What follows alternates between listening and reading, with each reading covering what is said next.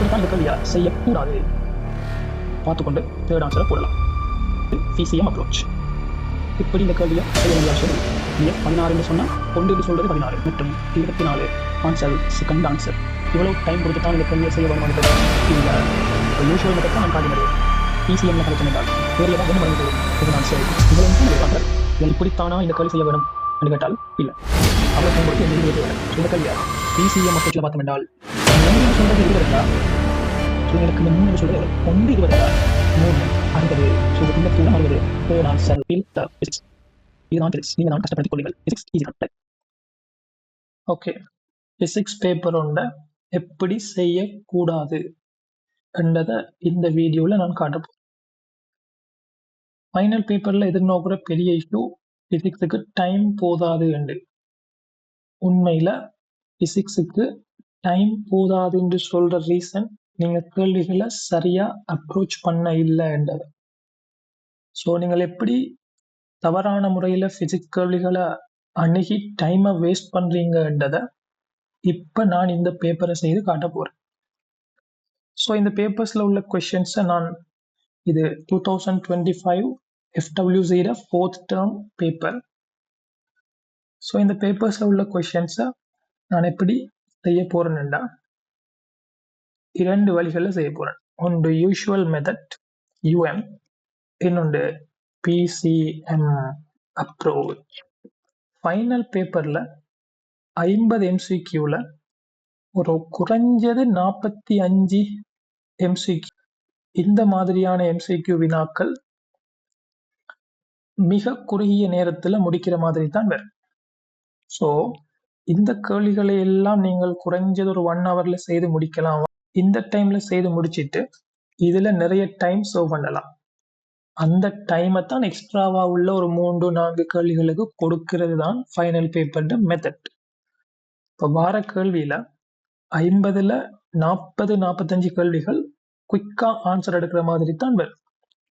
ஆனா நீங்கள் அதை பிழையான மெத்தட்ல அப்ரோச் பண்றதால தான் டைம் போதாது என்று விளங்குவீங்க. சரி, அந்த அடிப்படையில இந்த பேப்பரை நான் செய்து காட்டும் பொழுது விளங்கும் என்ன இஷ்யூ நீங்க இவ்வளவு நாளும் வச்சு கொண்டு இருக்கிறீங்கள் என்று.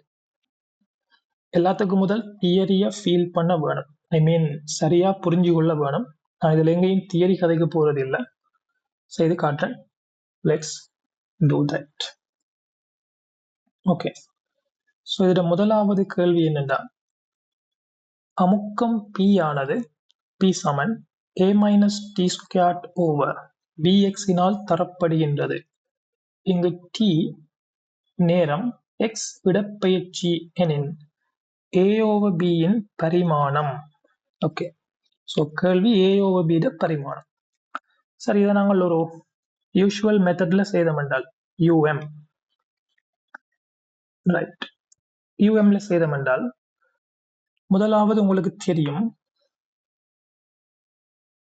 கழிக்கப்படும் பொழுது கழிக்கின்ற அலகுகளோட பரிமாணங்கள் சமனாயிருக்கும். ஸோ A - T² என்று வருது.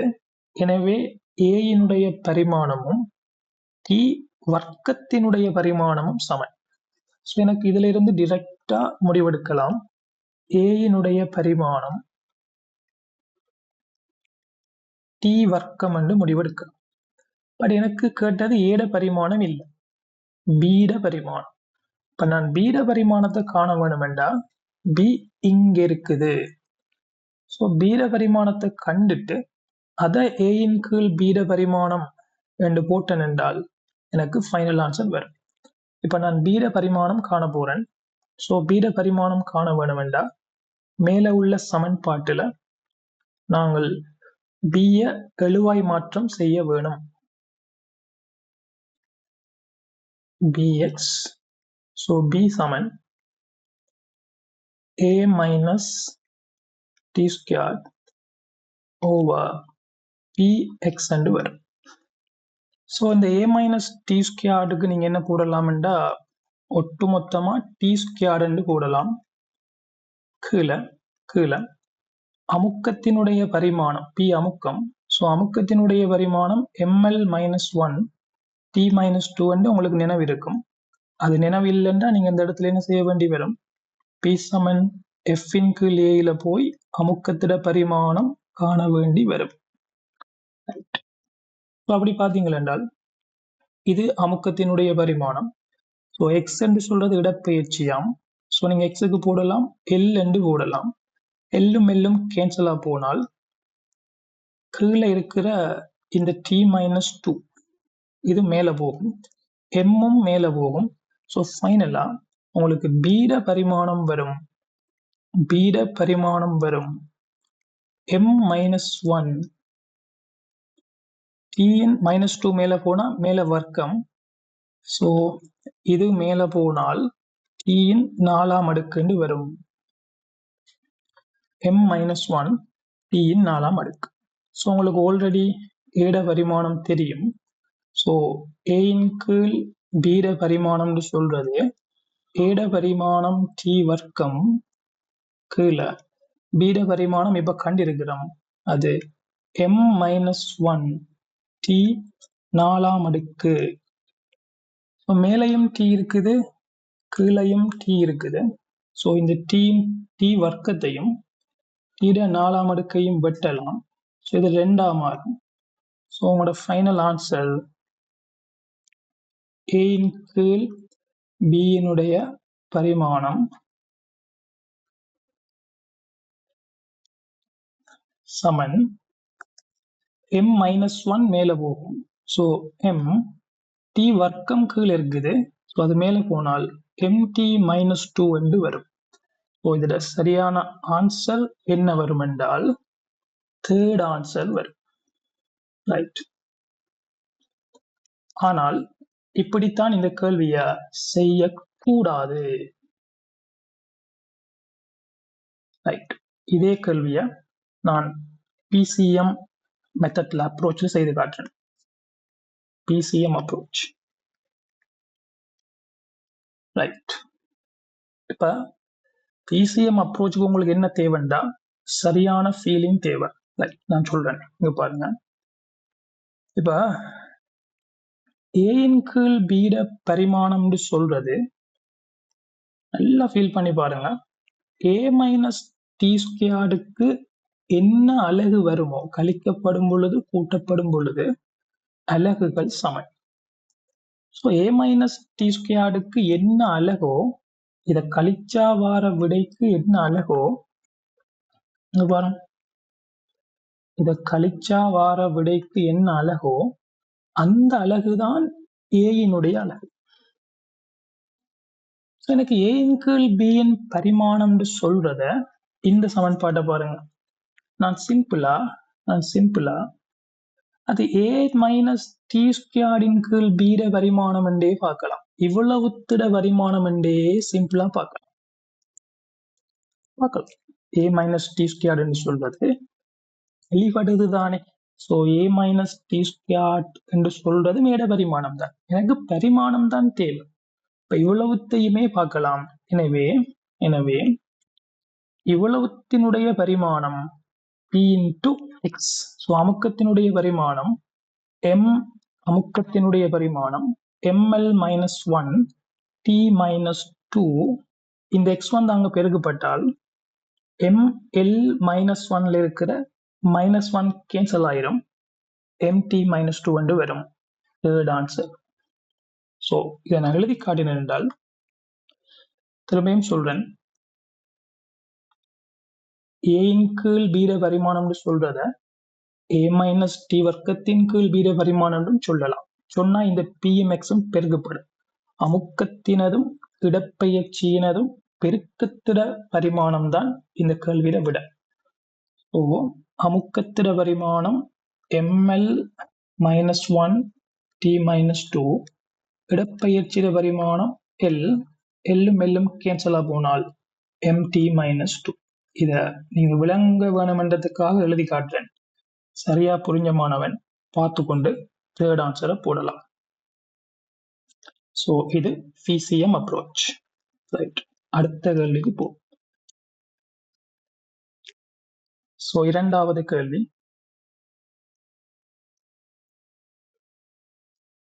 அருகில் உள்ள படம் இலத்திரனியல் நுண்மானி திருகு கணிச்சியை காட்டுகின்றது. கருவியின் இழிவெண்ணிக்கை மில்லி மீட்டரிலும் சதவீத வலுவும் முறையே. உங்களுக்கு ஒரு டிஜிட்டல் மைக்ரோ ஸ்க்ரூ கேஜ் தந்திருக்கிறாரு. உங்களுக்கு தெரியும், ஒரு டிஜிட்டல் கருவியினுடைய இழிவெண்ணிக்கை என்று சொல்றது அதால் அளக்கக்கூடிய அதி குறைந்த பெருமானம்.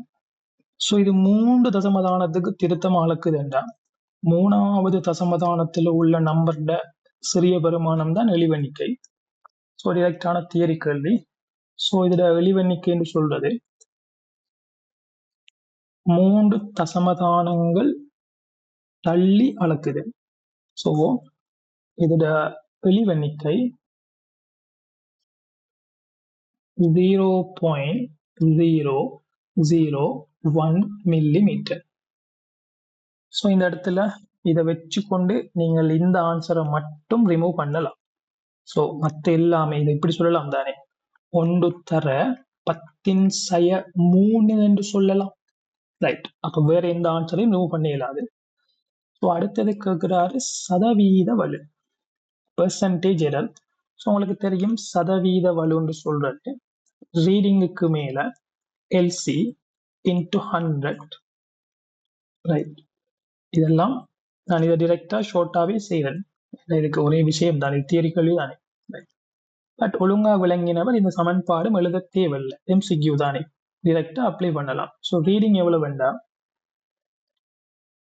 6.467 மேல எளிவெண்ணிக்கை நாங்கள் கண்டிருக்கிறோம் 1^10⁻³ இன்டு 100.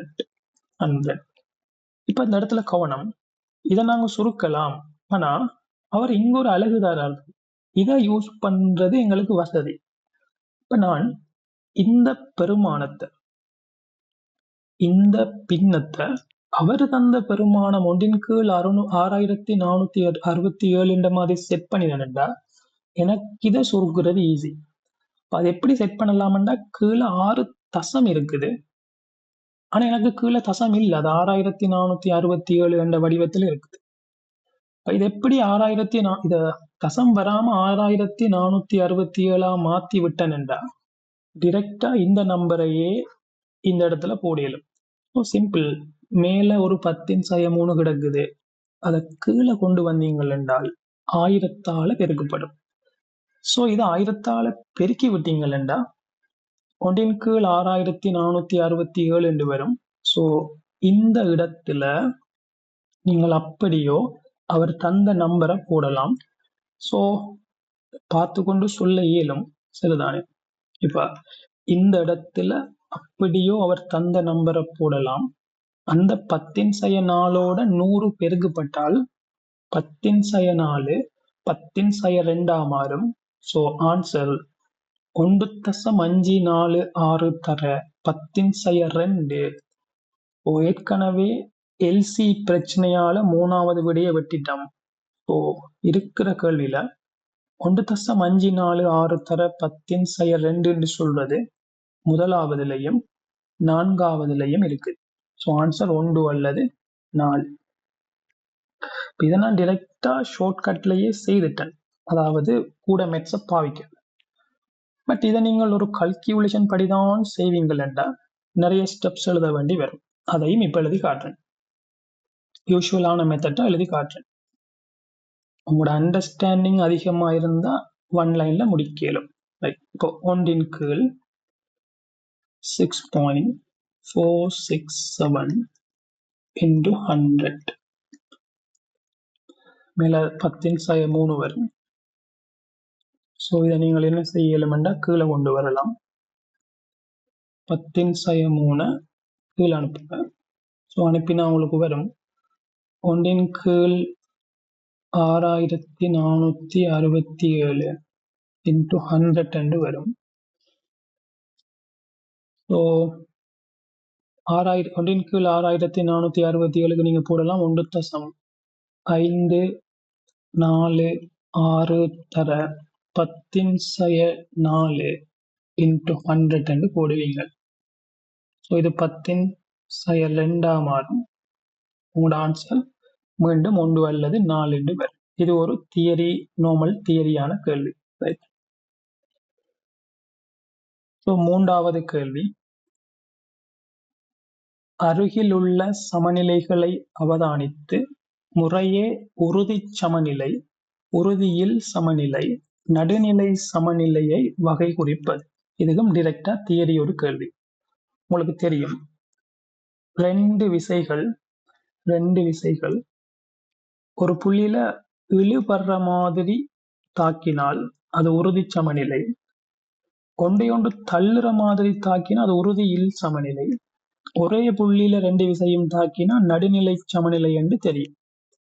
அந்த அடிப்படையில இந்த கேள்வியில இந்த மனிதன் திணிவு கீழ் நோக்கி தாக்கும் mg, இலையிலிருந்து மனிதனுக்கு மறுதாக்கம் r மேல் நோக்கி தாக்கும்.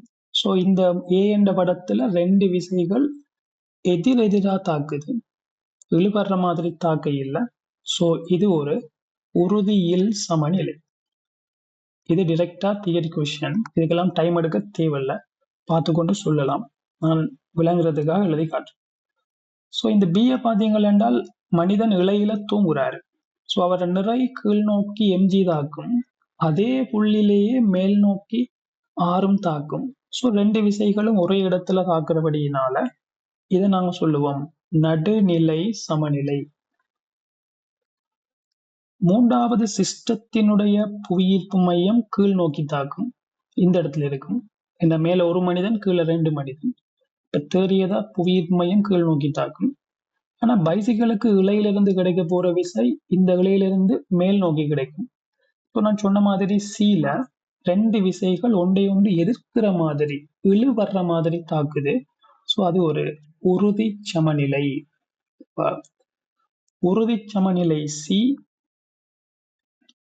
நடுநிலை முறையே சரிதானே, உறுதியில் சமநிலை, உறுதி சமநிலை, உறுதியில் சமநிலை, நடுநிலை. உறுதி சமநிலை சி, உறுதியில் சமநிலை ஏ, நடுநிலை பி. இது எந்த ஆர்டர்ல சரியா வருதுன்றா தேர்ட் ஆன்சர்ல வருது. இது ஒரு டிரெக்டான தியரி கேள்வி. உங்களோட பேப்பர்ஸ்ல ஒரு 8-10 கேள்விகள் டிரெக்டான தியரிக்குள்ள வரும். அது ஒரு மெத்தட் தான். ரைட். இதோட ஆன்சர் தேர்ட் ஆன்சர். ஓகே, நாலாவது கேள்வி, குவிவு வில்லை ஒன்றின் குவியத் தூரம் 16 சென்டிமீட்டர். இவ்வில்லையை பயன்படுத்தி 2 மடங்கு மெய்பிம்பத்தை பெறுவதற்கு வில்லையில் இருந்து பொருள் எவ்வளவு தூரத்தில் வைக்கப்பட வேண்டும்? என்ன கேள்வி சொல்றாருண்டா, குவிவு வில்லையிட குவிய தூரம் 16 சென்டிமீட்டர். அந்த குவிவு வில்லையில 2 மடங்கு உருப்பெருத்த மெய்பிம்பத்தை நீங்க பார்க்க வேணுமென்றா வில்லையிலிருந்து எவ்வளவு தூரத்துல பொருளை வைக்க வேணும் என்றது கேள்வி. ரைட். யூஸ்வலான மெத்தட்ல இந்த கேள்வியை செய்வோம். யூஎம் பிசிஎம் என்ன? பிசிஎம் என்ன? வெயிட் சொல்றேன். ரைட். யூஸ்வலான மெத்தட்ல இந்த கேள்வியை செய்யும் பொழுது உங்களுக்கு தெரியும், m சமன் v/u. அவரை சொல்றாரு என்னோட உருப்பெருக்கம் 2 மடங்கா வர வேணும் என்று. நாங்க 2 சமன் பிம்ப தூரத்தின் கீழ் பொருள் தூரம் என்று சொல்லலாம். பிம்ப தூரம் சமன் 2u என்று கண்டுபிடிக்கலாம். 2u என்று கண்டுபிடிக்கலாம் தரப்பட்ட உருப்பெருக்கத்தில் இருந்து. மெய்பிம்பம் தானே. மெய்பிம்பம் என்றபடியினால இதுதான் குவிவு வில்லை, மெய்பிம்பம் கிடைக்குதாம்.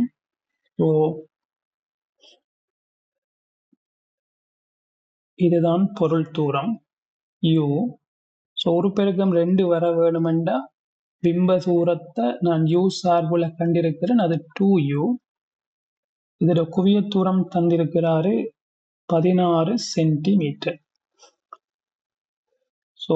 இது எந்த தூரத்துல வச்சால், வில்லையிலிருந்து எவ்வளவு தூரத்துல வச்சால், இந்த u தான் கேள்வி, எவ்வளவு தூரத்துல வச்சால் 2 மடங்கு உருப்பெருக்கம் கிடைக்கும் என்றது. நாங்கள் இந்த வில்லைக்கு 1/v - ஒன்றின் கீழ் u சமன் ஒன்றின் கீழ் f என்ற சமன்பாடை குறிவழக்கோட அப்ளை பண்ண போறோம். ரைட். இப்ப அந்த இடத்துல உங்களோட குறிவழக்கு எந்த குறிவழக்கு சில நேரம் முரண்படலாம். அதை பத்தி கன்ஃபியூஸ் பண்ணவே வேண்டாம். நீங்க உங்களோட குறிவழக்குல செய்யுங்க, நான் எந்த குறிவழக்குல செய்றேன். ரைட். எந்த குறிவழக்கின் அடிப்படையில இதோட விம்ப தூரம் 2 மடங்கு உருப்பெருக்கம் கிடைக்கிற சந்தர்ப்பத்துல 2u.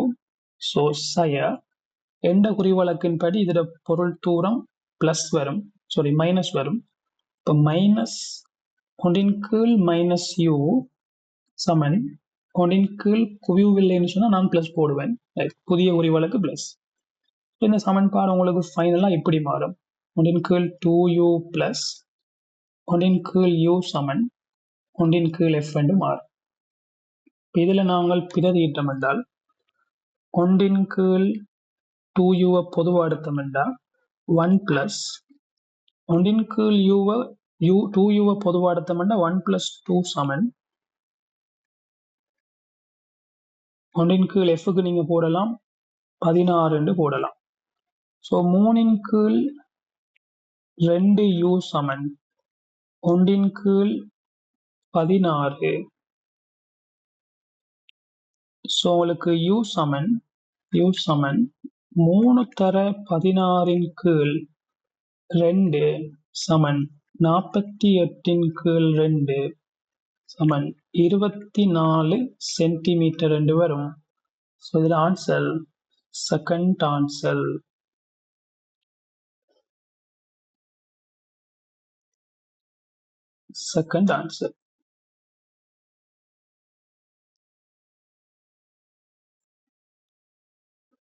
ரைட். ஆனால் இப்படி இந்த கேள்வியை செய்ய வேண்டிய அவசியம் இல்லை. இதை நாங்கள் பிசிஎம்ல பார்த்தோம் என்றால் பைகெம் மெத்தட்ஸ் சரிதானே பார்த்தோம் என்றால் உங்களுக்கு தெரியும், குவிவு வில்லை சம்பந்தமான சில முடிவுகள் உங்களுக்கு தெரியும். ரைட். உங்களுக்கு தெரியும், குவிவு வில்லையில டிரெக்டாவே நீங்க கேள்விப்பட்டிருப்பீங்கள், விளங்கி எடுத்திருப்பீங்கள். ஒரு பொருள் 2Fல இருந்தா பிம்பமும் 2Fலயே வரும். பொருள் அளவான பிம்பம் மெய் பிம்பம் வர வேணும் என்று Fக்கு அப்பால் இருக்க வேணும். ஸோ பொருள் Fல இருந்தால் பிம்பம் முடிவிலியில வரும் என்று தெரியும். ரைட், இது தெரியும். ஸோ இதோட குவிய தூரம் 16 சென்டிமீட்டர். அவரே சொல்றாரு இந்த வில்லையிட குவிய தூரம் 16 சென்டிமீட்டர். எனக்கு மெய்பிம்பம் கிடைக்கும். கட்டாயம் பொருள் இந்த வில்லையிட குவியத்துக்கு வெளியால் இருக்க வேண்டும். இப்ப கட்டாயம் பொருள் தூரம் 16 விட பெருசு. எந்த விட வராது, 4வது விட வராது, 5வது விடையும் வராது. அதே டைம்ல உங்களுக்கு தெரியும் எஃப்ல இருந்தா பிம்பம் முடிவிலி அளவு ஒரு பெருத்து கிடைக்கும். எஃப்ல இருந்து வெளியால போக போக ஒரு பெருக்கம் குறைஞ்சு கொண்டு வரும். 2Fக்கு போக்கல பொருள் அளவான பிம்பம் கிடைக்கும். அதாவது 2Fக்கு வெளியால் இருந்தா ஒரு சிறுத்த மெய்பிம்பம், 2Fல இருந்தா பொருள் அளவானது. 2Fக்கும் Fக்கும் இடையில் இருக்கும் பொழுதுதான் உருப்பெருத்த பிம்பத்தை பார்க்கலாம். இப்ப இங்க 2 மடங்கு உருப்பெருத்த பிம்பம் சொன்னா கட்டாயம் பொருள் Fக்கும் 2Fக்கும் இடையில இருந்திருக்க வேணும். ஸோ 16க்கும் 32க்கும் இடையில தான் விட வர வேணும். 32 கூட வரையலாது. முதலாவது ஆன்சரும் வராது. ஏன்னா 32 சொல்றது 2Fல இருந்தா பொருள் அளவான பிம்பம் கிடைக்கும், வராது. எனக்கு ஆன்சர் 2 அல்லது 4 வரும். உங்களுக்கு தெரியும் பிசிஎம் மெத்தட் படி Fல இருந்தா உருப்பெருக்க முடிவிலி, 2Fல இருந்தா பொருள் அளவானது. உங்களுக்கு தெரியும் சரியா. 1.5Fல இருந்தால் எந்த வில்லையா இருந்தாலும் சரி 2 மடங்கு உருப்பெருக்கம் 1.5 Fல கிடைக்கும் என்று தெரியும். ஸோ Fன்னு சொல்றது 16 இது F இது 2F சரியா. 1.5 Fல உங்களுக்கு 2 மடங்கு மெய்பிம்பம் உருப்பெருத்து கிடைக்கும் என்று தெரியும். F 16 1.5 F 1.5 F என்று சொல்றது 24. அதாவது second answer. So FECM approach இந்த மாதிரி தான் விட கொடுப்போம். அடுத்த கேள்வியை பார்ப்போம். 5வது கேள்வி. ஏற்றம் பெற்ற 10 சென்டிமீட்டர் ஆரையுடைய கோள ஓட்டின் மையத்திலிருந்து 5 சென்டிமீட்டர் தூரத்தில் அழுத்தம் V எனில் 15 சென்டிமீட்டர் தூரத்தில் அழுத்தம். ரைட். கேள்வி 15 சென்டிமீட்டர் தூரத்தில் உள்ள அழுத்தம். ஸோ என்ன கேள்வி என்றா, ஒரு கோள ஓடு இருக்குதாம். அந்த கோள ஓட்டினுடைய ஆரை 10, மையத்திலிருந்து 5 சென்டிமீட்டர் தூரத்தில் உள்ள புள்ளியிட வோல்டேஜ் V ஆம் என்று அவரே சொல்றார். இப்ப இந்த இடத்துல உங்களுக்கு ஒரு தியரி தெரியும். கோள ஓட்டினுடைய மேற்பரப்புல உள்ள அழுத்தம் தான் ஓடு முழுவதும் இருக்கும் என்ற தியரி உங்களுக்கு தெரியும். கேள்வி என்னண்டா, மையத்திலிருந்து 5 சென்டிமீட்டர் தூரத்துல உள்ள அழுத்தம் V என்றா, மையத்திலிருந்து 15 சென்டிமீட்டர் தூரத்துல உள்ள புள்ளியிட அழுத்தம் என்னன்றது கேள்வி. இந்த இடத்துல உள்ள அழுத்தம் என்னன்றது கேள்வி. 15. இதை நாங்கள் யூசுவலா செய்தமெண்டா UM உங்களுக்கு தெரியும். இதுல முக்கியமான தியரியே இதுதான். கோள ஓட்டினுடைய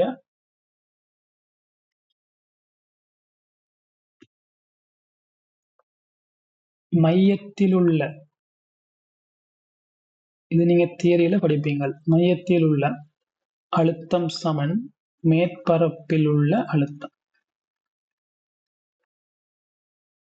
ரைட்.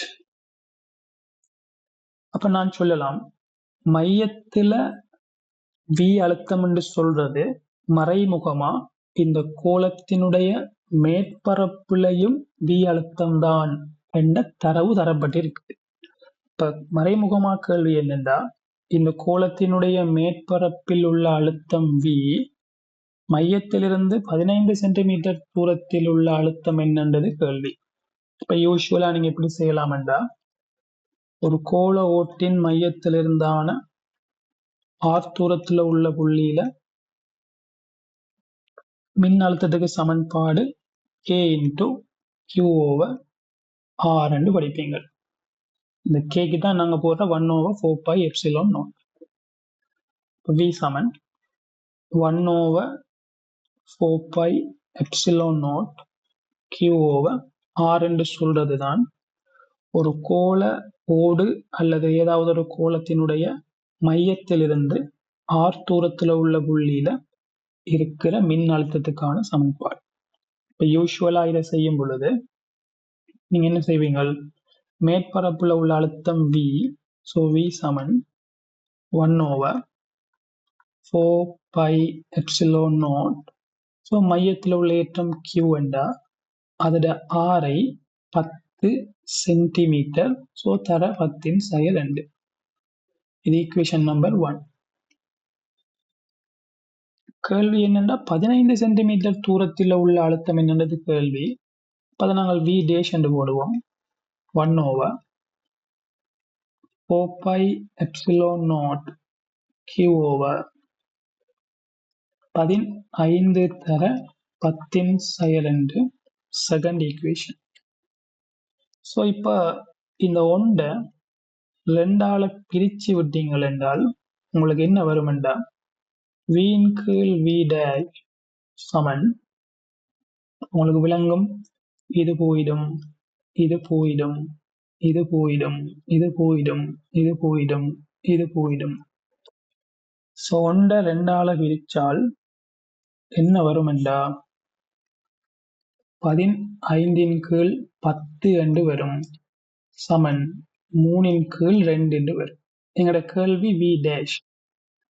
ஸோ v டேஷ் சமன் உங்களுக்கு தெரியும், இந்த 2 போய் இங்க பெருக்கப்படும், 3 வந்து பிரிப்படும். ஸோ 2 வந்து இங்க பெருக்கப்படும். ஸோ 2v, 3 வந்து பிரிப்படும். ஸோ v டேஷ் சமன் 2v/3 என்று வரும். So answer second answer. But இந்த கேள்வியை நாங்கள் பிசிஎம்ல செய்தவென்றால் உங்களுக்கு தெரியும், அழுத்தத்துக்கு சமன்பாடு 1/4πε0 Q/R. ஸோ எனக்கு பார்த்துடனே விளங்குது, இந்த மையத்தில் உள்ள ஏற்றம் Q மாறல, அதே மாதிரி 4π மாறாது, எப்சிலோன் மாறாது. மேற்பரப்புன்னு சொல்றது 10 சென்டிமீட்டர் தூரம். 10 சென்டிமீட்டர் தூரத்தில் உள்ள அழுத்தம் V, R 10 இருக்கும் பொழுது V. இப்ப 15 சொன்னா இந்த ஆரை எத்தனை மடங்கு கூடுதுண்டா 15/10 மடங்கு கூடுது. அதாவது சிம்பிளா சொன்னா 3/2 மடங்கு ஆரை கூடுது. நேர் மாறு விகித சமண்டபடியினால இந்த அழுத்தம் 2/3 V ஆக மாறும். So second answer. இவ்வளவு எழுதினா ஆன்சர் வரும், அவ்வளவுதான். இவ்வளவு எழுதினா விட டைம் வேஸ்ட் பண்ண வேண்டிய அவசியமே இல்லை. ரைட், அடுத்த கேள்விக்கு போவோம்.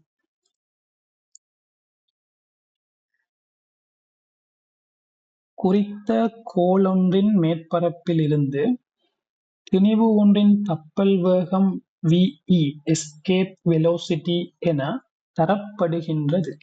இது 8 மடங்கு திணிவாகவும் 2 மடங்கு ஆரையாகவும் மாறும் எனில் மேற்பரப்பில் இருந்தான புதிய தப்பல் வேகத்தை தருவது. உங்களுக்கு தெரியும் தானே, கிராவிடேஷனல் ஃபீல்ட படிப்பீங்கள். ஒரு எம் திணிவான கோள் ஆரையுடையதா இருந்தால் அதுல மேற்பரப்பில் இருந்து ஒரு பொருளோட தப்பல் வேகம் VE சமன் ஸ்கொயர் ரூட் ஆஃப் 2gm/r படிச்சிருப்பீங்கள். இப்ப கேள்வி என்னன்னா, ஆரம்பத்துல ஒரு கோள் இருக்குதாம், அந்த கோளோட திணிவு m, ஆரை r. இப்ப அந்த கோள் என்ன செய்யுதுன்னா 8m திணிவோடையும் 8m திணிவு 2r ஆரை இப்படியான ஒரு கோளாக மாறினால், ஸோ இந்த இடத்துல உள்ள எஸ்கேப் வெலோசிட்டி VE டேஷ் என்று சொல்றேன் நான்.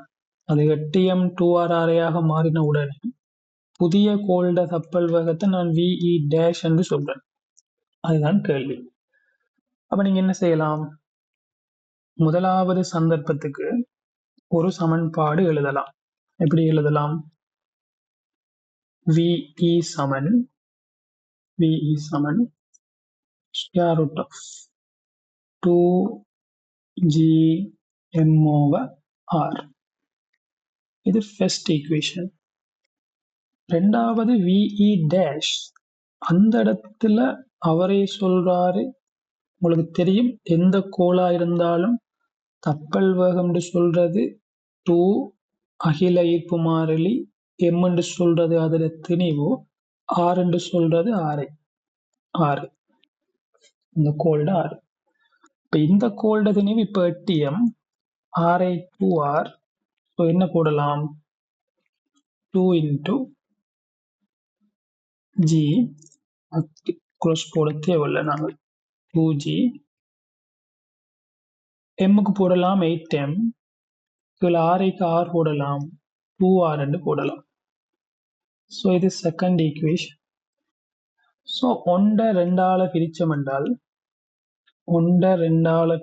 என்றால் VE இன் கீழ் VE இ டேஷ் சமன், உங்களுக்கு தெரியும் இந்த 2g போயிடும், ஆறும் போயிடும், இந்த எம்மும் போயிடும். இந்த 2ஐயும் 8ஐயும் சுருக்கி இங்க 4 என்று போடலாம். விஇன் கீழ் விஇ டேஷுக்கு உங்களுக்கு என்ன ஆன்சர் வரும் என்றா √ மேல 1 கீழே 4 என்று. இப்ப √1/4 சொல்றது 1 கீழ் 2 என்று வரும். அதாவது 1 கீழ் 2 சமன் விஇன் கீழ் விஇ டேஷ் என்று வரும். ஸோ உங்களோட விஇ டேஷ் சமன் 2VE என்று வரும். So answer third answer.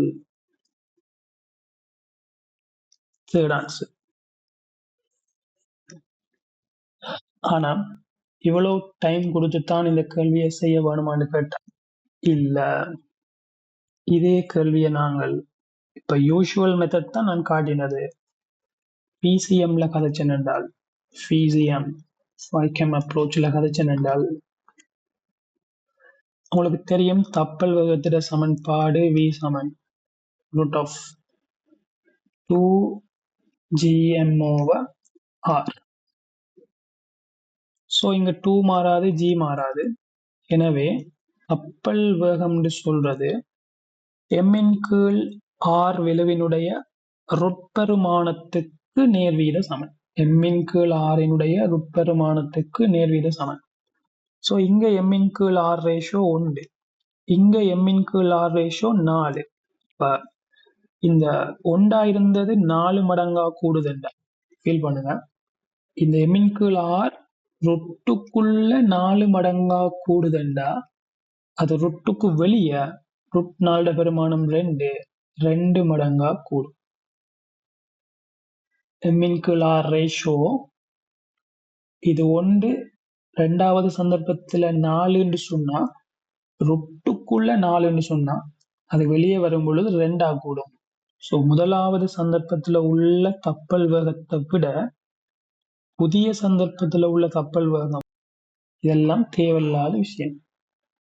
Feel the physics. Physics என்று சொல்றது சமன்பாடுகள் மட்டும் இல்லை, சரிதான், இலகுவான பாடம் தான் பிசிக்ஸ். அதை சரியா புரிஞ்சு படிச்சா ஈஸியா இருக்கும். கேள்விகள்லாம் குயிக்கா ஆன்சர் வரும். ஃபைனல் பேப்பர்ல டைம் பிரச்சனை வராது. அதை அப்ரோச் பண்ண தெரியாம அப்ரோச் பண்ணித்தான் நிறைய பேர் டைம்ல இஷ்யூவை ஃபேஸ் பண்ணுவீங்க. சரி, அடுத்த கேள்விக்கு போவோம். 7வது கேள்வி. குவிவு பாலம் ஒன்றின் ஆரை 20 மீட்டர், இதன் மேல் கார் ஒன்று செல்கின்றது. பாதையை விட்டு நீங்காத வகையில் கார் செல்லக்கூடிய உயர் வேகம் புவியீர்ப்பு ஆர்முடுகள் G9.8. உங்களுக்கு இதோட பிசிக்ஸ் தெரியும். இவர் வரும் பொழுது இவர மைய நீக்கு விசை இவரை மேல தூக்கும், தள்ளும். அது mgக்கு மட்டுமட்டா சமனா இருக்கும் பொழுது அவர் அதே பாதையில போவார். சோ இவர் mgயை விட கூடிய மைய நீக்கு விசையை மேல் நோக்கி உணர்ந்தாருண்டா mgயால அதை சமன் செய்ய முடியாது. எனவே வெளிநோக்கி போக வேண்டி வரும். இப்படி இந்த விஷயத்த நாங்கள் கார் ஃப்ரேம்ல இருந்து கதைக்கலாம், அல்லது வெளியால உள்ள பூமியிட ஃப்ரேம்ல இருந்து இதை கதைச்சன் என்றால் இவர் வட்டப்பாதையில போக வேணுமெண்டா இவரால் ஏற்படுத்தக்கூடிய மேக்சிமம் ஆர்முடுகள் G, அந்த G என்ற ஆர்முடுகள் வரைக்கும் தான் இவரால் இதில் ஆர்முடி கொண்டு போகலாம். ஜியை விட கூடிய ஆர்முடுகளோட இதால போக இயலாது. இது சம்பந்தமா நான் பெருசா கதைக்க இல்லை, அது கதைச்சா தியரி மாதிரி போயிடும். ஸோ ஃபைனல் முடிவு இதுதான், நீங்க படிச்சிருப்பீங்க. ஸோ ஃபைனல் முடிவு இது நாங்கள் டிரெக்டா பிசிஎம்லேயே செய்வோம், சரிதானே. ஃபைனல் முடிவு என்னென்னா G7 ஒரு இவரால் ஏற்படுத்தக்கூடிய மேக்சிமம் ஆர்முடுகள் G. ஸோ மேக்சிமம் G வரும் பொழுது இவர் என்ன வேகத்தோட போகலாம், மையத்தை நோக்கி இவரால் மேக்சிமம் ஏற்படுத்தக்கூடிய ஆர்முடுகள் G தான்.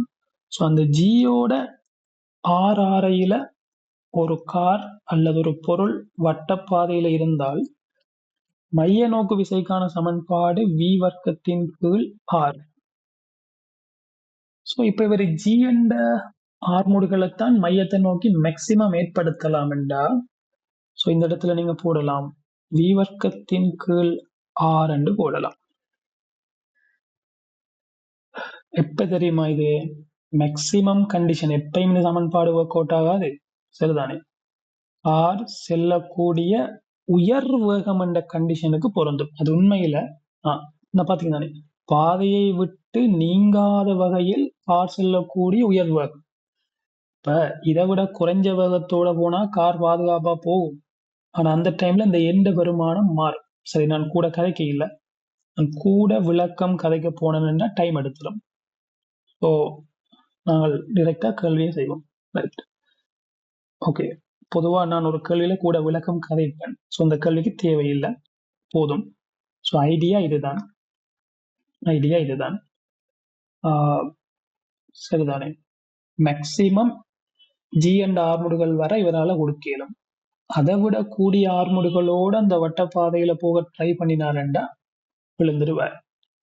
ஸோ இது உங்களுக்கு நார்மலா உங்களுக்கு தெரியும் தான். இப்போ பொதுவா ஒரு பெண்டில் நீங்க மெதுவா வந்து வெட்டினா பாதுகாப்பா வெட்டி கொண்டு போகலாம். இதே ஃபாஸ்டா வந்து வெட்டினீங்கன்னா இப்படித்தான் போவீங்க, இப்படியோ வழியால வைத்திருக்கு. இது ஏன் என்று தெரிந்தால் அது தெரியும். ரைட்,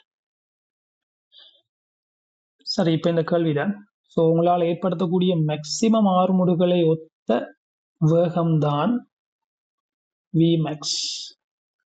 ஸோ ஜிக்கு நீங்க போடலாம் 9.8 சமன் v வர்க்கம் தான் கேள்வி, அது தெரியாது. ஆரை போடலாம், அவரே சொல்றார் 20 மீட்டர். ஸோ இதை உங்களுக்கு சுருக்கலாம், மனதாலேயே சுருக்கலாம், சரிதானே? அதை நான் சொல்லித்தரேன், அதெல்லாம் நீங்க பழக வேணும். இப்படித்தான் பழக வேணும், எல்லாத்துக்கும் ஸ்டெப்ஸ் போட்டு கொண்டு இருக்க கூடாது.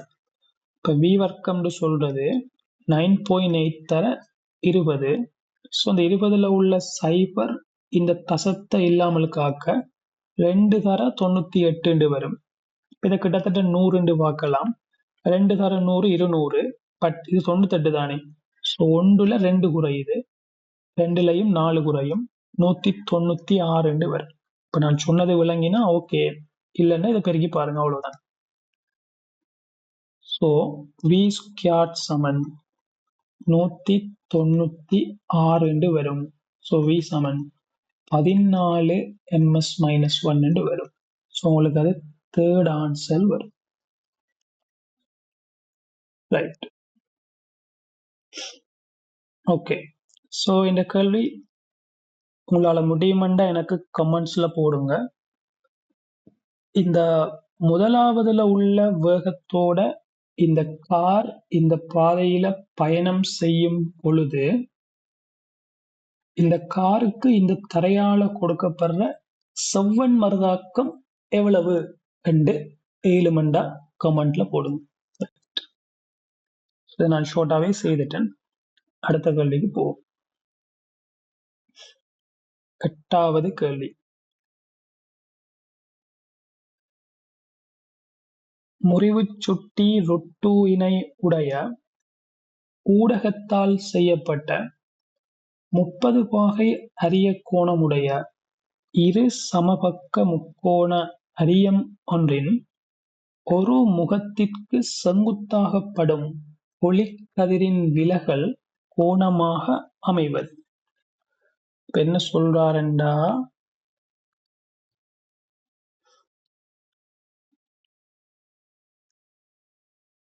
அவங்ககிட்ட ஒரு இரு சமபக்க முக்கோணம் இருக்குதாம், அதுல அரிய கோணம் 70, அதுல அரிய கோணம் அவரே சொல்றாரு, அரிய கோணம் 30. ரைட், அவர் சொல்றதுதான் இது. இப்ப இது அரிய கோணம் 30 எடுப்போம்.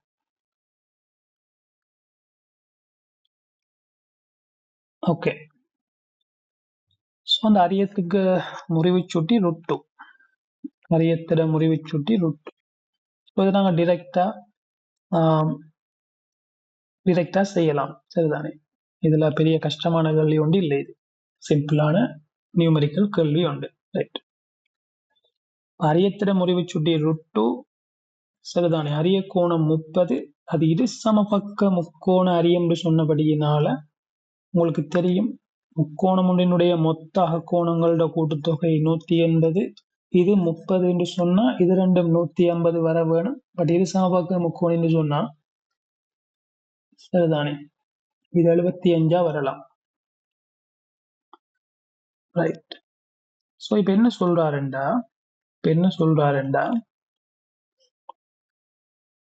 இந்த முக்கோணத்துல ஏதோ ஒரு முகத்திற்கு செங்குத்தாகப்படும் ஒளிக்கதிரின் விலகல் கோணமாக அமைவது. முதலாவது ஒரு விஷயம் என்னன்னா, அந்த கேள்வி கொஞ்சம் கேள்வியில் ஒரு சின்ன தவறு இருக்குது. அது என்னண்டா, ஒன்று படம் தந்திருக்க வேணும், ஒன்று படத்தை தந்து ஒளிக்கதிர் படுற மாதிரி காட்டியிருந்தா பிரச்சனை இல்லை.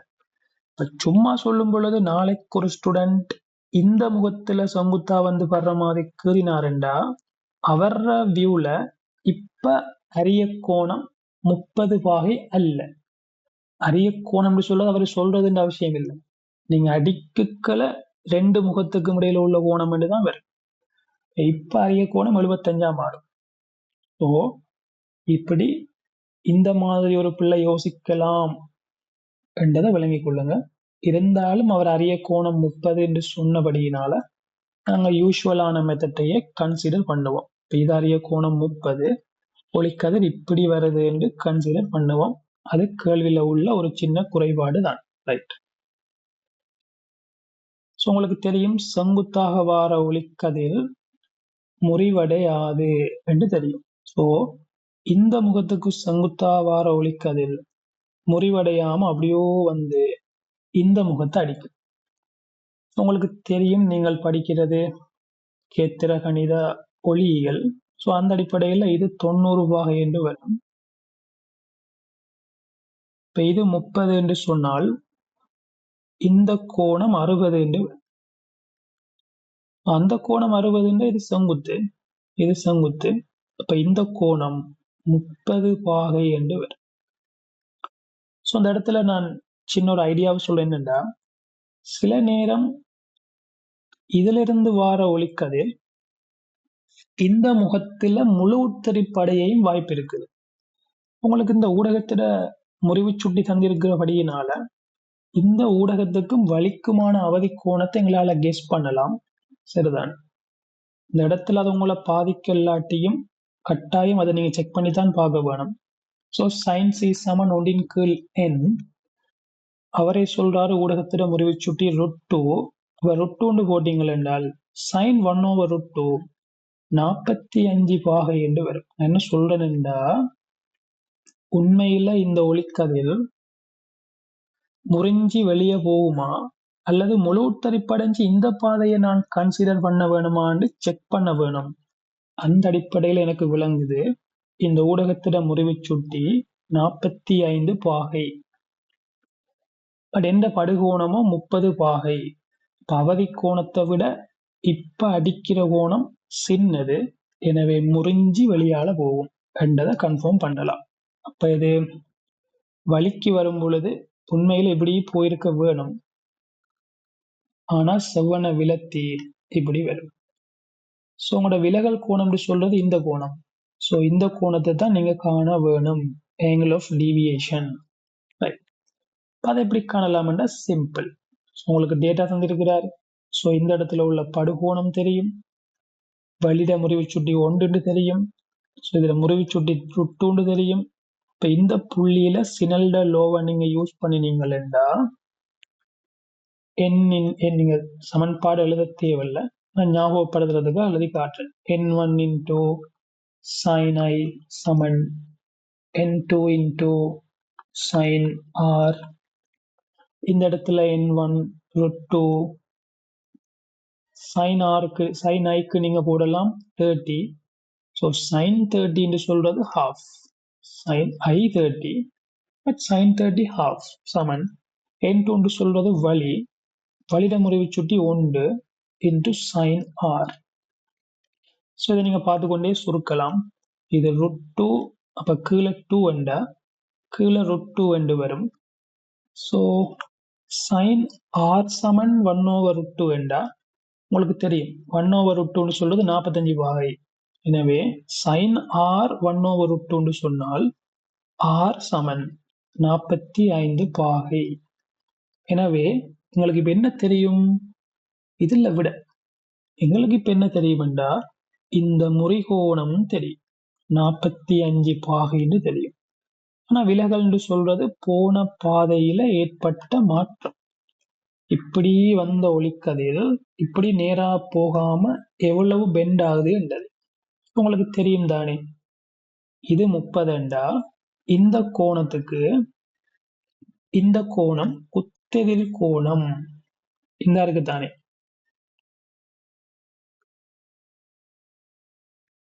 இந்த இருக்கு தானே. சோ இந்த ஒளிக்கதிர் உண்மையில எப்படி வந்திருக்க வேணும்? சோ இந்த கோணம் இருக்குத்தானே, இந்த கோணம் 30 என்று சொன்னா இந்த கோணமும் 30 தான், குத்தெதிர் கோணம். சரியா? குத்தெதிர் கோணம். இந்த கோணமும் குத்தெதிர் கோணம். சோ இது 30 என்று சொன்னா இதுவும் 30. சோ மொத்தமா எவ்வளவும் 45 பாகை. இது 30 என்று சொன்னா எனக்கு தேவை இந்த கோணம் தான். சோ இவ்வளவும் 45, ஆனா இவ்வளவும் 30. சரிதானே? இவ்வளவும் 30 அப்படின்னா இவ்வளவும் 15 பாகை. சரிதானே? ஆன்சர் 15 பாகை என்று வரும். சரிதான், ஆன்சர் 15 பாகை என்று வரும். உங்களுக்கு அதுக்கு பெஸ்ட் ஆன்சர் வரும். ரைட், இது சிம்பிள். இந்த கேள்வி ஒன்றும் பெரிய டைம் எடுக்கிற கேள்வி இல்லை. நான் உங்களை விளங்கப்படுத்துறதுக்காகத்தான் கூட கதைச்சிருப்பேன். விளங்கினா ஒரு நிமிடமும் கூட செய்யறதுக்கு 1 minute செய்யலாம். ரைட், விளங்கினா இதை மட்டும் இவ்வளவுதான் எழுத வேண்டி வரும். இதுதான் எழுத வேணும். இப்போ பிசிஎம் படி சொன்னா சரியா விளங்கின ஒரு ஸ்டூடெண்ட் இவ்வளவுதான் எழுத வேண்டி வரும். அவ்வளவுதான், வேற ஒன்றும் எழுத தேவை. சரி, ஓகே, அடுத்த கேள்விக்கு போவோம். 9வது கேள்வி.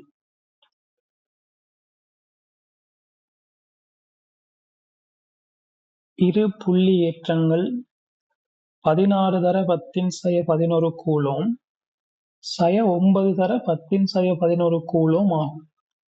இது 20 சென்டிமீட்டர் இடைத்தூரத்தில் வைக்கப்பட்டுள்ளது. இவ்வேற்றங்களை இணைக்கும் கோட்டில் எவ்வளவு தூரத்தில் பிறிதொரு ஏற்றம் வைக்கப்படும் போது அவ்வேற்றம் விசை எதனையும் அனுபவிப்பது இல்லை. உங்களுக்கு தெரியும், எந்த புள்ளியில ஒரு ஏற்றமுடைய சூழல்ல நீங்கள் ஒரு ஏற்றத்தை கொண்டு வந்து வச்சும் அது எந்த விசையையுமே அனுபவிக்குது இல்லைன்னு சொன்னா கட்டாயம் நீங்க வச்ச புள்ளியில உள்ள தேறிய மின்புலச் செறிவு 0வாக இருக்க வேணும். ஏற்றங்கள் இருந்தும் நீங்கள் ஒரு இடத்துல இன்னும் ஒரு ஏற்றத்தை கொண்டு வந்து வைக்கும் பொழுது அது எந்த விசையையும் உணருது இல்லைன்னு சொன்னா சூனிய புள்ளின்னு சொல்லுவோம். அல்லது தேறிய மின் புலச்சரிவு எந்த புள்ளியில பூச்சியமாகுதோ அந்த புள்ளியில நீங்கள் ஒரு ஏற்றத்தை வச்சாதான் அந்த ஏற்றம் எந்த விசையையும் உணராது. இதை மெச் படி சொன்னா Q பரிமாணம் இருந்தாலும் E பூச்சியமா இருந்தா F பூச்சியம் என்று சொல்லலாம். ஓகே, ஸோ உங்களுக்கு தெரியும், சில முடிவுகளை ஞாபகப்படுத்துறேன். ஒரு பிளஸ் ஏற்றம் இருந்தா, ஒத்த ஏற்றங்கள் இருந்தா கட்டாயம் அவற்றினுடைய சூனிய புள்ளி அவற்றுக்கு இடைப்பட்ட ஏரியாவில் வரும். ஒவ்வாத ஏற்றங்களா இருந்தா கட்டாயம் சூனிய புள்ளி வெளியால வரும். அதுவும் சின்ன ஏற்றத்துக்கு அண்மையில வரும். இதெல்லாம் ஏன் இப்படி வந்தது, ஏன் வெளியால வரும் சொல்றீங்கள், இதெல்லாம் ஆழ்ந்த விளக்கங்களோட தியரியில படிச்சிருப்பீங்க. ஸோ முடிவு இதுதான். இவ்வளவு முடிவும் உங்களுக்கு தெரியும். ரைட், ஸோ அந்த அடிப்படையில இந்த கேள்வியில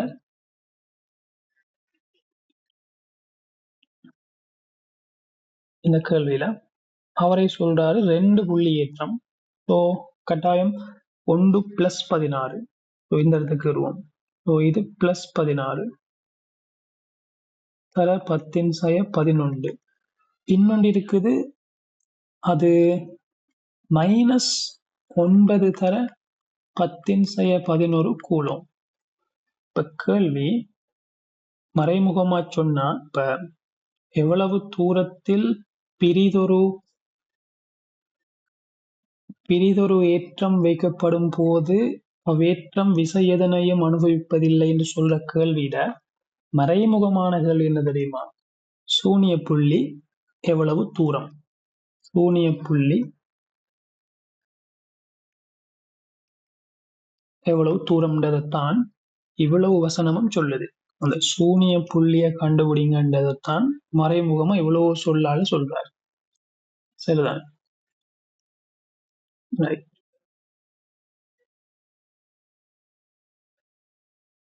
ஓகே, ஸோ உங்களுக்கு தெரியும், ஒரு முடிவு சொல்றேன் நான். அது என்னண்டா, இப்ப இந்த கேள்வியில ஒரு சின்ன மிஸ்டேக் கொண்டு விட்டுட்டாங்க. என்னண்டா, எதுல இருந்து அந்த தூரம்னு கதைக்கல,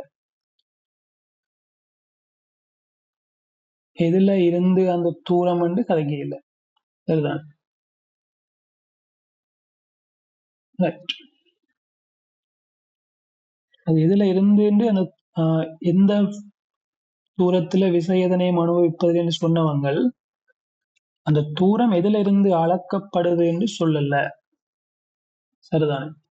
இப்ப நான் சொல்ல இந்த கோட்டுல இருந்து கன்சிடர் பண்ணுவோம். சரியா? இந்த கோட்டுல இருந்து கன்சிடர் பண்ணுவோம். சரி, முதல் உங்களுக்கு தெரிய வேணும், இது +16, இது -9. இப்ப ரெண்டும் ஒவ்வாத ஏற்றங்கள். கட்டாயம் சூனிய புள்ளி வெளியால தான் வருது. ஒத்த ஏற்றம் தான் ரெண்டுக்கும் இடையில வரும். ஒவ்வாத ஏற்றங்கள் வெளியால தான் வரும். ஸோ இதை நாங்கள் ஒரு யூஷுவல் மெத்தட்ல செய்வோம். நீங்க வளமையா டைம் வேஸ்ட் பண்ற மெத்தட் யூஷுவல் மெத்தட்ல செய்வோம். ரைட். யூஷுவல் மெத்தட்ல செய்தோம்டா, நான் சொல்றேன், எனக்கு விளங்கிட்டது. கட்டாயம் சின்ன ஏற்றத்துக்கு அண்மையில தான் சூனிய புள்ளி வரும். இப்ப இருக்கிறதுல இது 16, இது 9. இப்ப சின்னது 9. இந்த 9க்கு அண்மையில தான் சூனிய புள்ளி வரும். அதுவும் வெளியால வரும். அப்ப நான் சும்மா அஸ்யூம் பண்றேன், ஓகே, இந்த இடத்துல சூனிய புள்ளி இருக்கிறதா அஸ்யூம் பண்ணுவோம். அதை நாங்கள் ஒரு O வந்து குறிப்போம். சரிதானே? ஓகே. ஸோ இந்த இடத்துல மின்புலச்சரிவு 0 வேணுமெண்டா கட்டாயம் இந்த பிளஸ் ஏற்றம் தன்ல இருந்து வெளிநோக்கி போற திசையில மின்புலத்தை உருவாக்கும். ஸோ அது இந்த திசையில் அவர மின்புலம் வரும். மைனஸ் ஏற்றம் தன்னை நோக்கி வார திசையில மின்புலத்தை உருவாக்கும். ஸோ இந்த -9 இந்த திசையில மின்புலத்தை உருவாக்கி இருக்கும். நான் இதுல எல்லாம் ஓவர் தியரி கதைக்க இல்லை, விடையை மட்டும் செய்ய போறேன், அவ்வளவுதான். இதுக்கு எதுக்குன்னு எல்லாம் ரீசன் கதைச்சோம்னா அது தியரியா போயிடும். ஸோ தியரி கதைச்சா வீடியோ பெருசா போயிடும். ஸோ ரிக்ரெட், ஷோர்ட்டா கதைப்போம். ரைட். ஸோ -9 அதுல முடிகிற மாதிரி மின்புலத்தை உருவாக்கும். உங்களுக்கு தெரியும், மின்புலச்சரிவு காவிக்கணியம். ஸோ 16 இந்த திசையில் ஒரு காவியையும் -9 இந்த திசையிலும் ஒரு காவியை உண்டாகும் பொழுது இந்த இடத்துல உங்களுக்கு மின்புலச்சரிவு 0 வரும் வைப்போம். ஸோ மின்புலச்சரிவு 0 வரணும்னா அந்த 2 காவியும் கேன்சல் ஆக வேணும். காவிகள் கேன்சல் ஆக வேணும்னா ஒன்று திசை எதிராக இருக்க வேணும், இன்னொன்று பருமனும் சமனா இருக்க வேணும். எனவே இந்த சூனிய புள்ளியில இவங்க 2 பேரும் உருவாக்குற மின்புலச்சரிவிட பருமன்கள் சமன். உங்களுக்கு தெரியும் ஒரு Q ஏற்றத்திலிருந்து R தூரத்துல உள்ள புள்ளியிட மின்புலச்சரிவுக்குரிய சமன்பாடு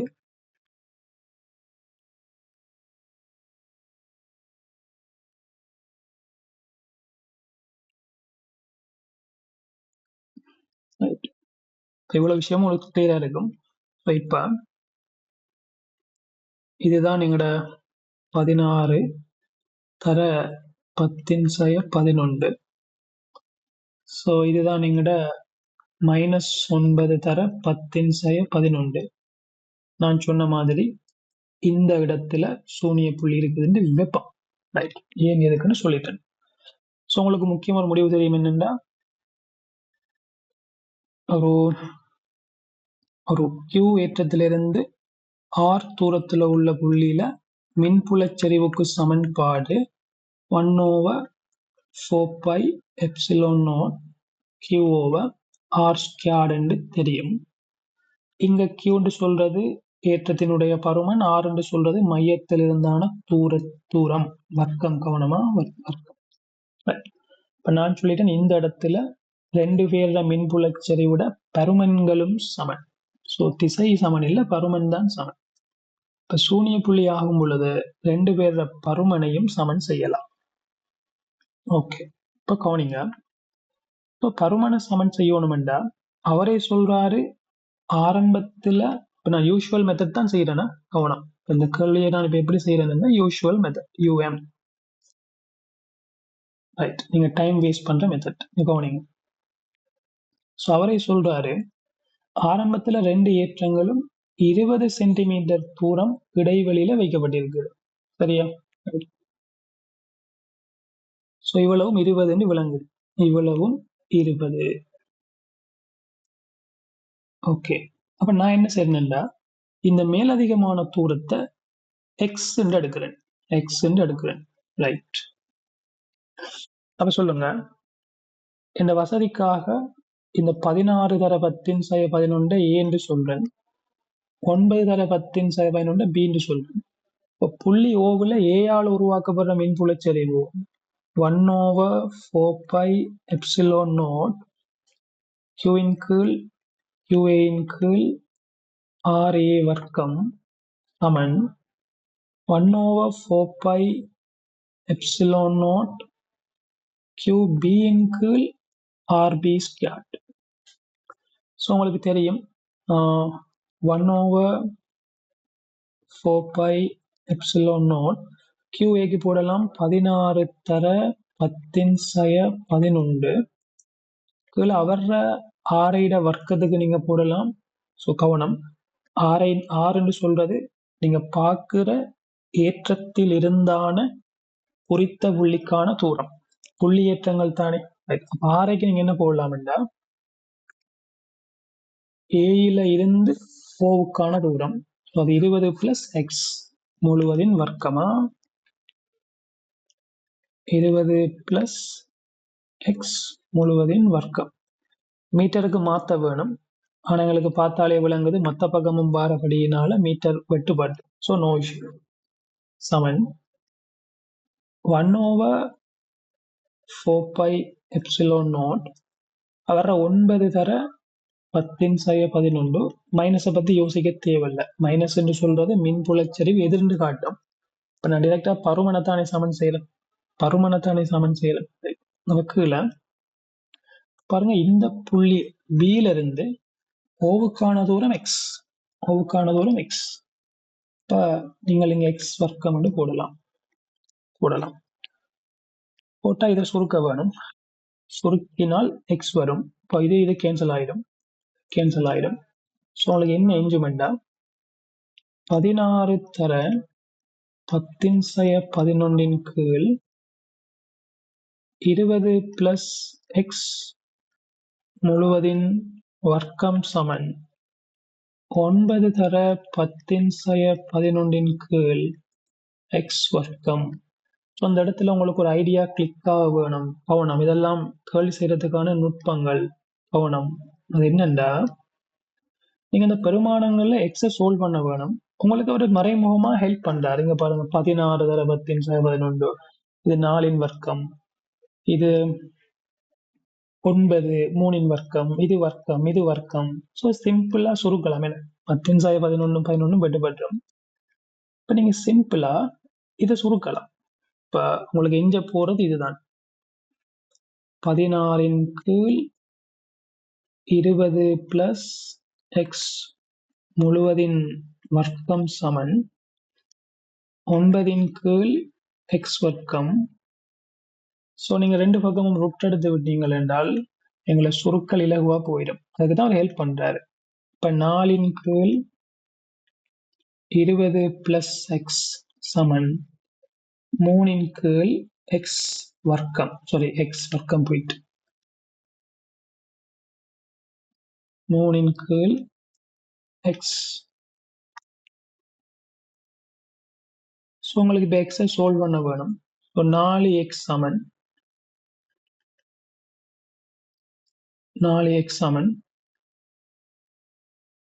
3 தர 20. இதை நீங்கள் சுருக்கலாம் தானே. 60 + 4x. 40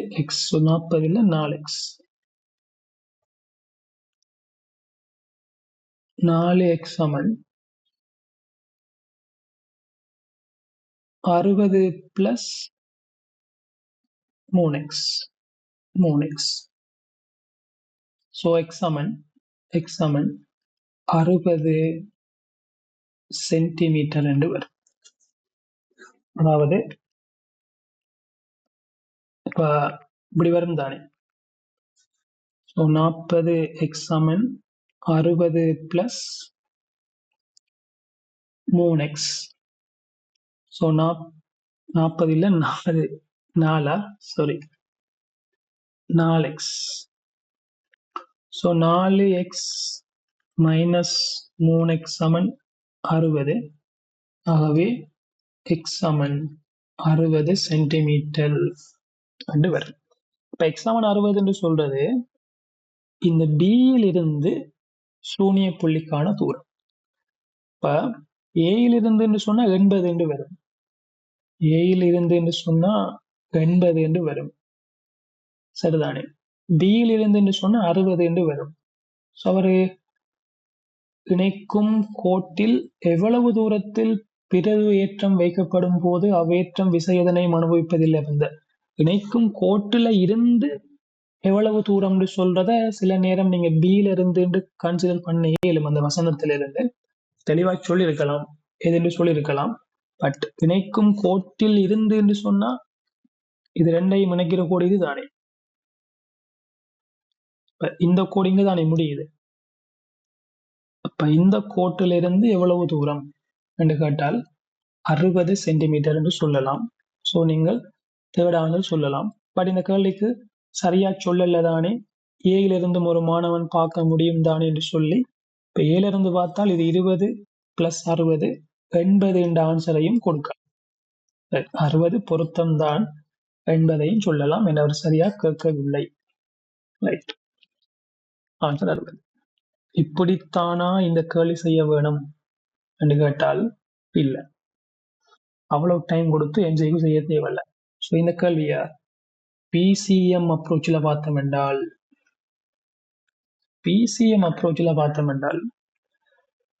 ஓகே கவனிங்க. இதுதான் 16. நான் அந்த -11 தேவையில்லை. 16 இது 9. ஸோ இங்க சூனிய புள்ளி. உங்களுக்கு தெரியும் ரெண்டுக்கும் பருமன் சமனாகும். இப்போ சூனிய இவ்வளவும் 20.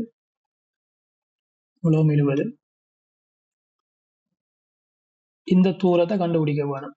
அதை எக்ஸ் என்று சொல்லுவோம். கட்டாயம் இந்த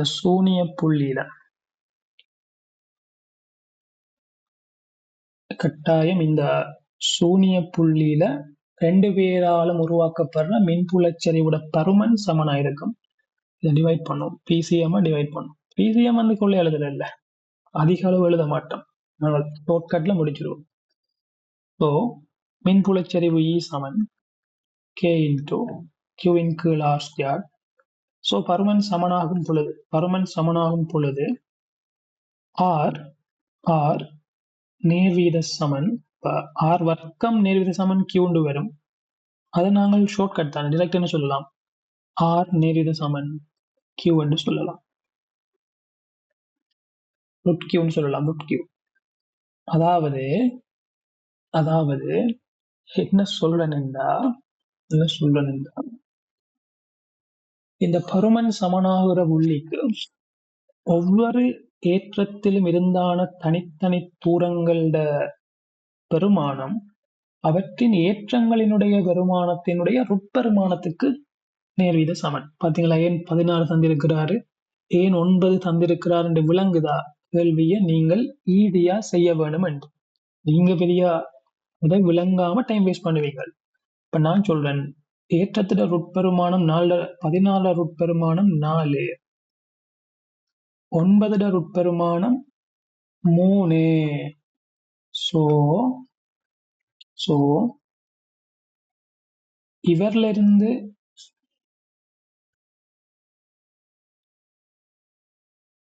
சோ 16ல இருந்து சூனிய புள்ளிக்கான உங்களுக்கு ஆன்சர் எடுத்துட்டோம். நான் இப்ப காட்டுறது ஷார்ட்கட். ஷார்ட்கட்டுக்கு நீங்க கொஞ்சம் எக்ஸ்ட்ராவா விளங்க போகணும். நீங்க சரியா படிச்சிருந்தா சரி. நான் கொஞ்சம் ஷார்ட்கட்டை தான் சொல்றேன்னா. ரைட். 16ல இருந்து ரேஷோ என்ன சொல்லுது? சமனாகிற புள்ளிக்கான தூரம் ஏற்றத்தின் ருட்பெருமானத்துக்கு நேர்வீத சமன். சரியா? அப்படின்னா ஏற்றத்திட ருட்பெருமானம் 4, இது 3. 10 சாய் ஒன்றை பார்க்க தேவையில்லை. இந்த ரெண்டு பக்கமும் கேன்சல் ஆகும். அப்படின்னா இவர்ல இருந்து இவருக்கான தூரம் 4, இவர்ல இருந்து இவருக்கான தூரம் 3. சரிதானே? இவர்ல இருந்து 16ல இருந்து சூனிய புள்ளிக்கான தூரம் தான் 4. 14 என்றா இவர்ல இருந்து சூனிய புள்ளிக்கான தூரம் 3. Feel the physics. என்னண்டா ஃபீல் பண்ணணும், ஃபீலிங் வேணும். பிசிக்ஸ் என்ன ஃபீலிங் இல்லைன்னா அந்த ஷார்ட்கட் வராது. இவ்வளவும் 4 மேல காற்றல். ஓகே, ஸோ இவ்வளவும் 4 ரேஷோ படி, ஆனா இவ்வளவும் 3. அப்ப இவ்வளவும் என்ன? 1 1. அந்த 1 என்று சொல்றதுதான் 20. அந்த 1 என்று சொல்றதுதான் 20. இவ்வளவும் 4. Feel the physics. சரிதானே? ஃபீல்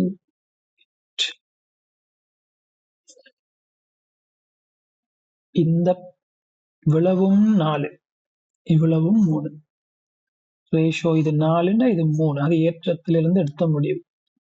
இப்ப இது 4, இது 3 என்று சொன்னா இது 1. இவ்வளவும் 4, இது 3 என்று சொன்னா இது 1.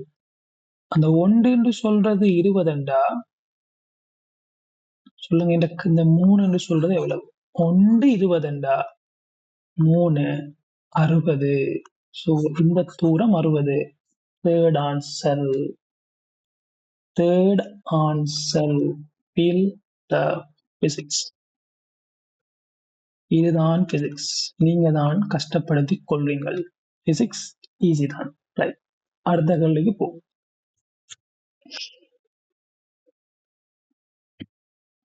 எக்ஸ்ரே உற்பத்தியின் போது இலத்திரன்கள் மின்புலத்தில் இயங்க விடப்படுகின்றது.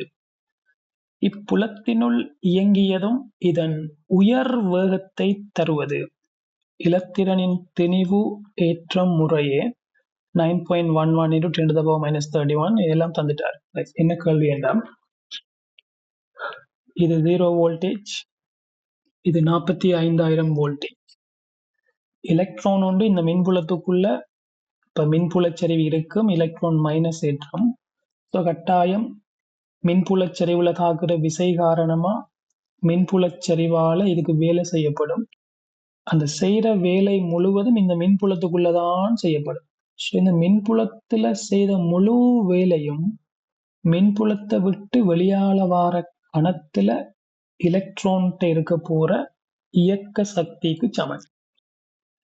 ஸோ மின்புலம் இருக்குது, விசை தாக்கும், விசையால வேலை செய்யப்படும். செய்த வேலை வெளியால வரும் பொழுது எலக்ட்ரான் கொண்டுள்ள இயக்க சக்திக்கு சமன்.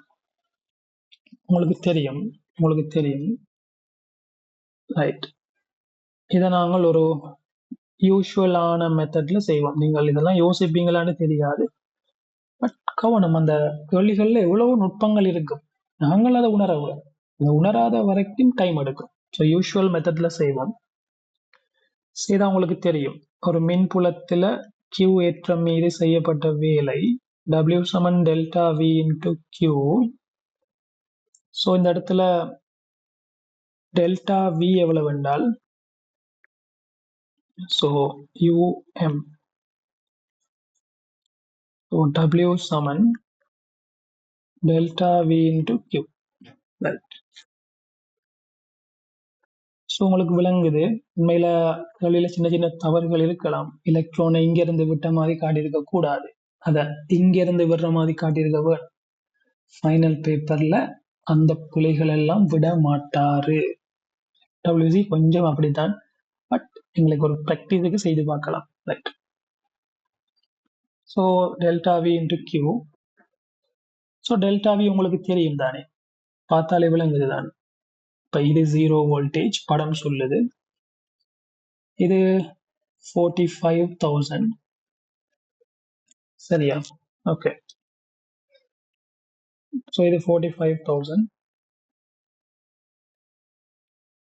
நீங்கள் இதை சுருக்க வேணும். Excuse me. ஓகே, இப்போ சரிஞ்சுமா டெல்டா வி கியூ.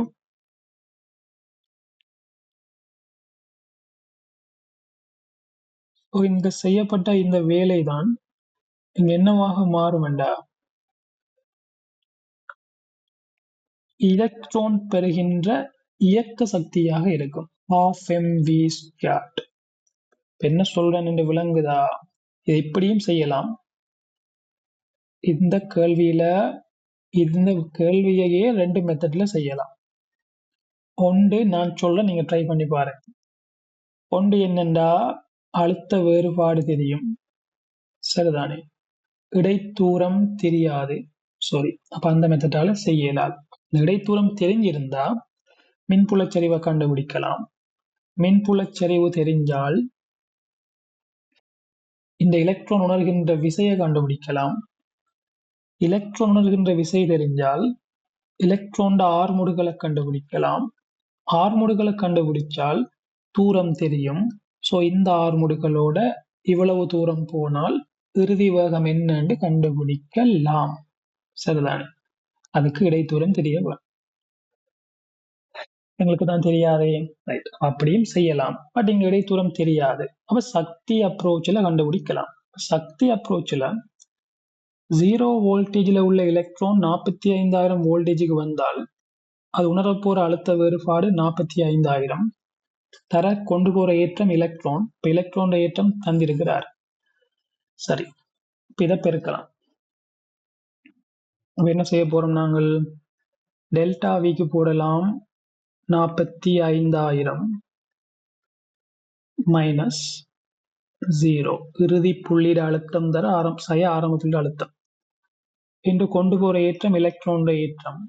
அது 1.6 into 10 to the power minus 19 Saman half into, நீங்க எம்முக்கு போடலாம் 9.11 தர 10⁻31 கிலோகிராம் into v².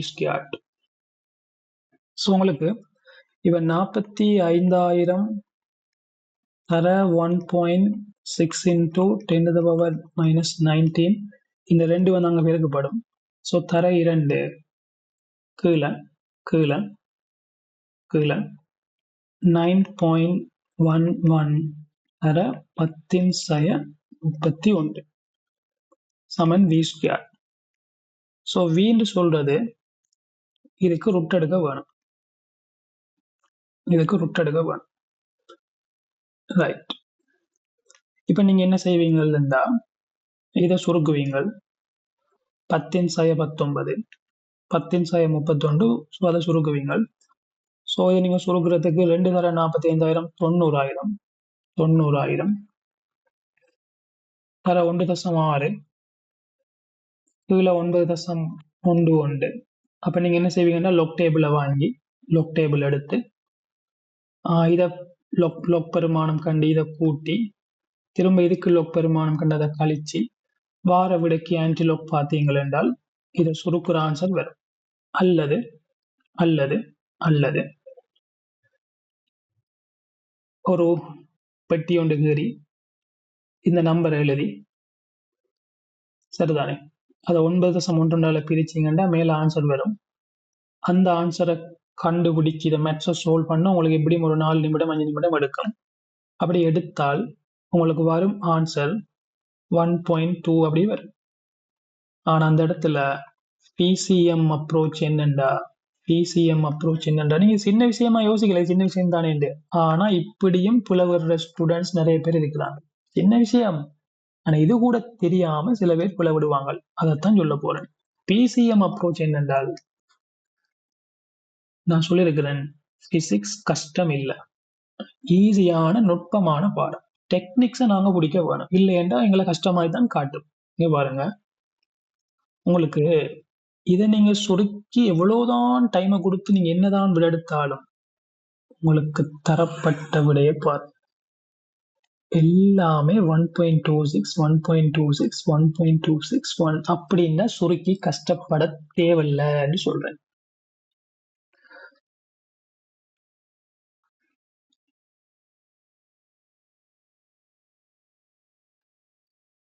சரிதானே? சுருக்க தேவையில்லை, ஏன் கஷ்டப்பட வேணும்? தேவையில்லை. இது தெரியாம சில பேர் சுருக்கி டைமை வேஸ்ட் பண்ணியிருப்பீங்க எக்ஸாம்ல, அதையும் பார்க்க வேணும், ஆன்சரையும் பார்க்க வேணும். சரிதானே? ரைட். அப்ப எங்களுக்கு எதை வச்சு விடைய பிடிக்கலாம்? இந்த அடுக்க வச்சு பிடிக்கலாம். ஸோ அடுக்க நாங்கள் கெஸ் பண்ணலாம். அடுக்க நாங்கள் கெஸ் பண்ணலாம். எப்படி தெரியுமா? அதுக்கு இதை ஃபுல்லா சுருக்க வேண்டிய அவசியம் இல்லை, சும்மா மட்டும் சுருக்கினாலே போதும், கெஸ் பண்ணிடும். சரிதானே? நான் கெஸ் பண்ணி காட்டுன்னு பாருங்க. இந்த அடுக்க கூட நீங்க கஷ்டப்படுவீங்க, நீங்க அடுக்க கூட சுருக்கி ஃபைனல் விட எடுப்பீங்க. ஆனா பிசிஎம் அப்ரோச் என்னென்றால், அடுக்க கெஸ் பண்ண போறேன். எப்படி என்றால், இது எப்படி எழுதலாம் தானே? எப்படி எழுதலாம் தானே? இப்ப 45,000 சொல்றத இந்த 10/19 இருக்குதானே, இந்த 10/19 இந்த 45,000 இருக்குதானே, அதுல இந்த இடத்துல தசத்தை போட்டுட்டு இதை நான் 10/15 என்று சொல்லலாம். இப்ப இந்த 10/15 கீழே இருக்கிற 10/31 வெட்டுப்பட்டால் எனக்கு மேல 10/16 ஒன்று நிற்கும். நான் திரும்பியும் சொல்ல, நான் ஃபுல்லா சுருக்க ட்ரை பண்ணல, கெஸ் பண்ண ட்ரை பண்றேன். அப்ப கவனிங்க, 10/16 நிற்கும், தொட்டுக்குள்ள நிற்கும். கவனிங்க, இது 4.5. இப்ப இது 2. இப்ப 2 தர 4.5 9. 9 தர 1.6 9. அப்ப தசம் 9 ஒரு 17 என்ற மாதிரி வரும். 9 தர 1.6 17 என்ற மாதிரி வரும். நல்லா ஃபீல் பண்ணுங்க, 17 என்ற மாதிரி வரும். 17 தசம் சம்திங் என்று வரும். மேட்ச் 17 தசம் சம்திங் நீங்க 9ஆல பிரிச்சா உங்களோட வார ஆன்சரும் ஃபுல்லா சுருக்க வேணும்னு சொல்லல பிசிஎம். கெஸ் பண்ணுங்க, விடைய வச்சு கெஸ் பண்ற கேள்வி தான் இது, சுருக்க கஷ்டப்படுத்துற கேள்வி இல்லை இது. அப்படி என்றா அன்னளவா 17/9.11 ருட்பெருமானம் தர 10/16. நீங்க ஃபீல் பண்ணுங்க, கொஞ்சம் யோசிங்க. 14/9 என்று சொல்றது 1 something 2 வராது, 1 something into 10/16. சொல்லுங்க, 1 something into ருட்பெருமானம் 1 என்ற மாதிரி தான் வரும். ஆனா 14 பெருமானம் 4 என்று வரணும். அப்போ ஒரு தசமதானத்துல 10/4 அடுக்கு வர வேணும். இருக்கிறதுல ஒரு தசமதானத்துல 10/4 பெஸ்ட் ஆன்சர். பாத்தீங்களா? Answer first, answer first.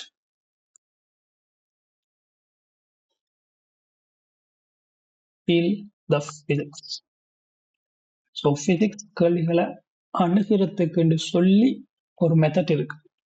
இவ்வளவு காலம் இந்த சேனல் இருக்கிற கேள்விகள் எல்லாம் நான் தனியா பிசிஎம் மெத்தட்ல அணுகின மெத்தட்ஸ் தான் போட்டிருக்கிறேன். நான் எங்கேயும் அது ஷார்ட்கட் என்று மென்ஷன் பண்ண இல்லை. நான் செய்யற எல்லாம் ஷார்ட்கட் தான். பட் இந்த இடத்துல நீங்கள் நிறைய பேர் அதை விளையான மெத்தட்ல அப்ரோச் பண்றீங்கன்றதை சுட்டி காட்டுறதுக்காக இந்த மாதிரியான ஒரு வீடியோவை நான் இந்த பேப்பர் ஃபுல்லா போடுவேன். Okay, thank you. அடுத்த வீடியோல சந்திப்போம். Feel the physics.